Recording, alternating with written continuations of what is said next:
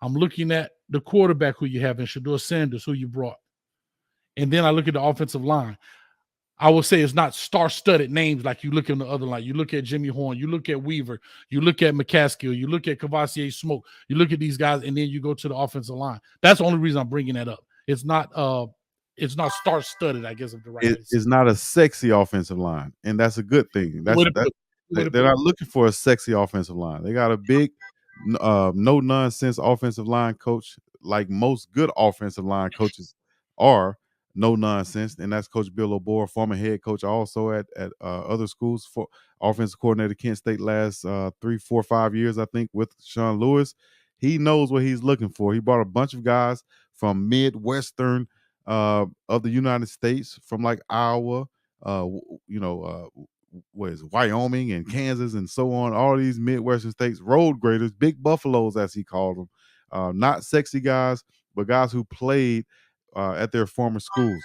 Give you an example: Big Landon Beebe, a guy who could play inside as center and guard, played at Missouri State, was a captain, 2-time captain there, all conference guy there. You see him in the well-off videos, one of the strongest guys on the team, lifting the whole warehouse. Smart, heady guy. He's going to be a factor on that offensive line, pushing for a starting spot behind the offensive line that started in the spring. The left tackle was a returner from last year, Big GCL.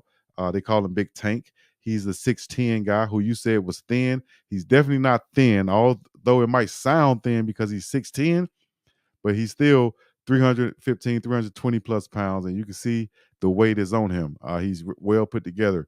But he didn't do great last year on that offensive line, but he did hold his starting job down, and but he'll have some competition this year at left tackle. Left guard, you bring in a big Tyler Brown, who graded out the top offensive lineman at Jackson State last year. Big, strong guy, played at University of Louisiana Monroe, if I'm not mistaken, before coming to Jackson State to protect Shedeur Sanders. One of those big guys who take pride in blocking.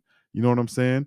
He started on that offensive line in the spring. I think he'll hold that position coming into the fall, and I think he has the talent to play at a Power 5. It's not going to be too big for him, and he's strong enough, like I said, to play there. Center position, got the freshman coming back. He's a sophomore now, bigger, faster, stronger, smarter, got competition on his butt now, so he's going to be ready to play. At the right guard, Jack Wilty, a big, strong offensive lineman, along with Jack Bailey, the guy who we just talked about, who was voted Pac-12 All-American. He's going to be pushed for that right guard position.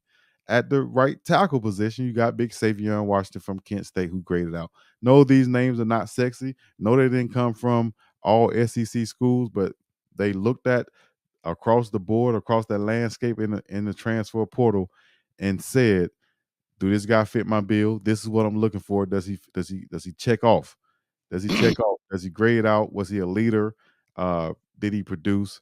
And yeah, Right. they brought those guys in, and I think there are at least 2 deep across that offensive line.